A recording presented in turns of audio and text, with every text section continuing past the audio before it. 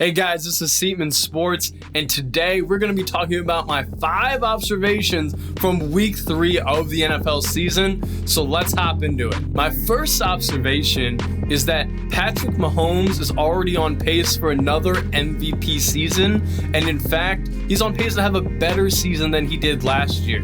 Right now, Mahomes is on pace for over 6,000 yards and over 50 touchdowns for the year. If he passed for over 6,000 yards, that would be an NFL record. And what he's doing right now is unprecedented for a quarterback just in his second year starting.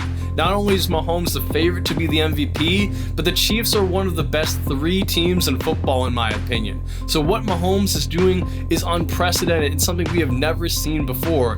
His arm talent, his smarts, his accuracy, all of the combination make him one of the best young quarterbacks in NFL history, and I am excited to see what he does going forward.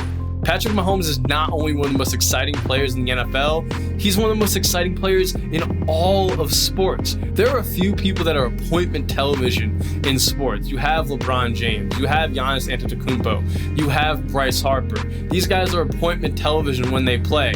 Patrick Mahomes is up there with them. He is one of the most exciting guys in all of sports. I'm going to be continue to excited to watch him throughout this entire season. My second observation from week 2 of the NFL season is that Daniel Jones silenced his doubters on Sunday. Now, Daniel Jones of the Giants made his first career NFL start, passed for over 300 yards, 2 touchdowns, and ran in for the game-winning touchdown against the Buccaneers. Now, a lot of people, including myself, had doubts about Daniel Jones coming out of the draft. I didn't think the Giants should take him with the 6th overall pick. But Jones has been great in the preseason, and in his first NFL start, he was phenomenal and did all that you can ask for out of a rookie quarterback. Now, some of the hate on Daniel Jones has been a little unfair. He didn't pick himself 6th overall, but with how he's played so far and what we continue to see moving forward, Daniel Jones may prove a lot of people wrong and prove that Dave Gettleman, who a lot of people criticized at the time, was right for picking Daniel Jones. Even if it's just one game, you have to be excited if you're a Giants fan moving forward. Daniel Jones flashed his ability all over the field on Sunday, and I'll be excited to see if he can prove not only myself, but a lot of other people wrong. My third observation is that I'm concerned about the Philadelphia Eagles. Now, the Philadelphia Eagles were my Super Bowl pick to begin the year, but right now they're facing a litany of injuries right now, including Deshaun Jackson, Alshon Jeffrey, and Ronald Darby, to name a few.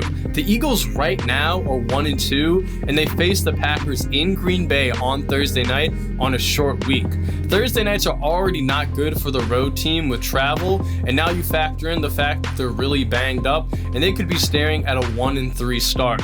With the Cowboys already 3-0 right now, the Eagles can't afford to fall too far behind in the division. Carson Wentz also needs to play better, and you can see he's taking some time getting back into groove of things. I still think the Eagles are one of the most talented teams in the league, but they're going to need some luck along the way, and I'm a little bit concerned about their start at the moment. If they can pull out a win in Green Bay on Thursday night, I think they'll be good moving forward. If not, they may have some troubles facing them. My fourth observation is that I'm also worried about the Cleveland Browns. Now, they lost 20-13 last night to the Los Angeles Rams and currently sit with a 1-2 record. But the thing that has me most worried is their offense. Their offense with Baker Mayfield at quarterback, having Odell Beckham and Jarvis Landry, along with Nick Chubb, they were supposed to have one of the most explosive offenses in the league, and right now they have failed to live up to that expectation. Part of that, I think, is on Freddie Kitchens, the coach, who has failed to adjust to the fact that his offensive line isn't good enough for a deep passing game. And part of that is Baker Mayfield, who seems to bail the pocket almost every single play. He needs to stay in the pocket, step up, and make some throws. This team is talented, but the next 4 games they face, they play teams that are over 500. Their next 4 games, they play the Ravens, the 49ers, the Seahawks, and the Patriots. All teams right now that are playing really, really well. This could end up going really bad for the Browns, who had playoff aspirations. If they want to test themselves and see how far they can go, it's going to start this Sunday against the Ravens, who they will be competing for the division title with. If they can make it through this stretch 2-2 or 3-1, the Browns will come out just fine. If they don't, they could be in some serious trouble, and all that hype that led into the season may end up being a disappointment. I think they have a chance to do it, especially because their defense is really solid and they'll be getting some of their starters back. But this offense needs to step up, and Freddie Kitchens needs to make adjustments if this team is going to finally make the playoffs after a long drought. My fifth observation is that right now, both the Bills and the 49ers sit at 3-0 and both have the chance to be playoff surprises this year. Now, both of them squeaked by victories on Sunday. The Bills barely getting by against the Bengals, and the 49ers barely getting by against the Steelers and their backup quarterback Mason Rudolph. But right now, both teams sit 3-0 and have a legit shot to make the playoffs.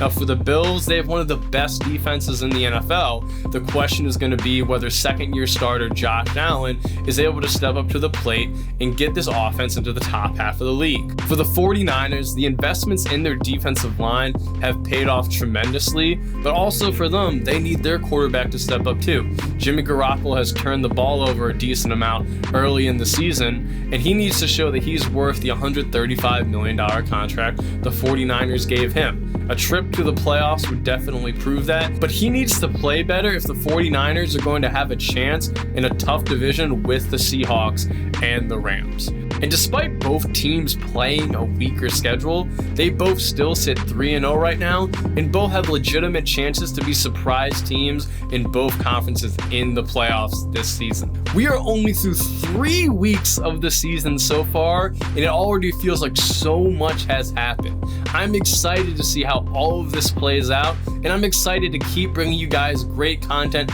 throughout the NFL season. So don't forget to subscribe to my channel, Seatman Sports, and also give this video a thumbs up if you like it. I'll see you guys next time.